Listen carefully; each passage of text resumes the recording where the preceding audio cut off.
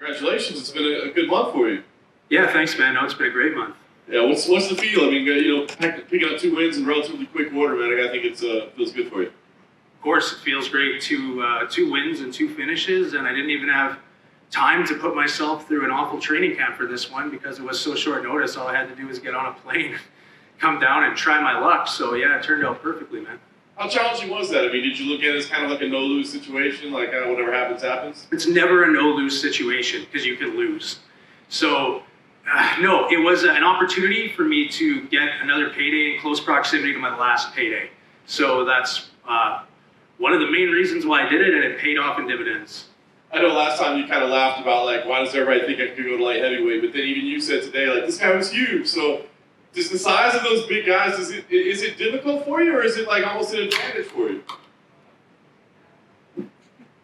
Did I lose that fight, or did I look like I was in rough shape at all? Not at all. That was amazing, by the way. That was a nice little trick. Yeah, neat. Hey, you got to try that. Knock one of them chiclets out. No, so I mean, do you feel comfortable there with the bigger guy? It struck me as funny that you had mentioned, in your interview, like, man, did you see the size of that guy? He was huge. I think he cut weight. I think he was 275. He's big even for a heavyweight. So yeah, but my plan worked well. Pick at him, slow him down, and then land the big shots later in the fight. And it's working. If it ain't broke, don't fix it. Yeah, and it's funny. I feel like there's a lot of kind of attention around it. I think part of it's your personality, part of it's your fighting style. People are paying attention. Are you feeling that at all? Like just added eyeballs on you? There definitely are. I can tell because there's a lot more people reaching out for interviews. My social media followers went up like 3 times as much as I had already after my last fight, So, yeah, I know that, but at the same time, you have to take everything with a grain of salt because while people are high on you right now, the next time you don't have a good performance, everybody is going to just rag on you as best they can. So, although of course I notice it, like I'm not that dumb, but I try not to care. Last thing for me, Maurice. Is this thing personal for you? You mentioned him again. Is it personal? Does it have to happen?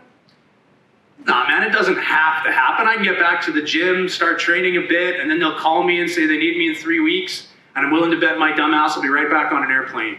But if Maurice wants to do this, like I said, he cost me a payday last August. I owe him a couple punches for it, that's for sure.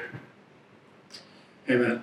I'm just curious, because you fought so quickly with the two, what's the difference between fighting in the 25-foot cage and the 30-foot cage? Well, the 30-foot cage is definitely advantageous to a movement-based fighter like me, probably.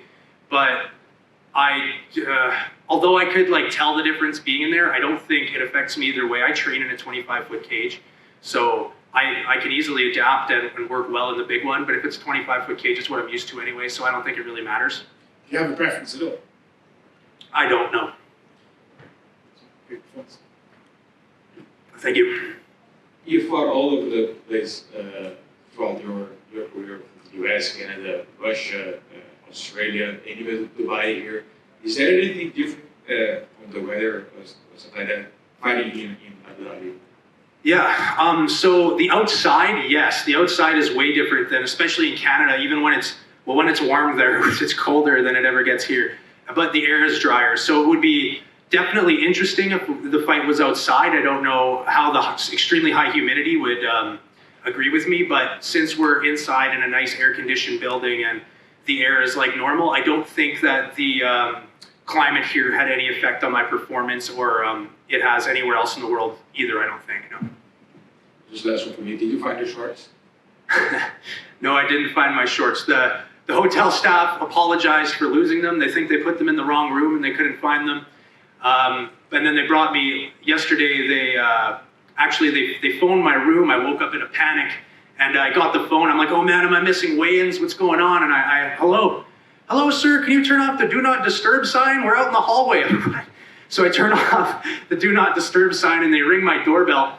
The hotel rooms have this doorbell that at the start I really liked the sound of because it meant my meals were getting delivered, but at the end I just hated it because it rang so much every single day. So I opened the door and they give me this thing with four beers in it, and they say, sorry we lose your shorts, sir, we brought you a gift. So hey, thank you to the hotel staff because I can't wait to get into those beers as soon as we get back to the hotel. I trade those shorts for a beer every single time.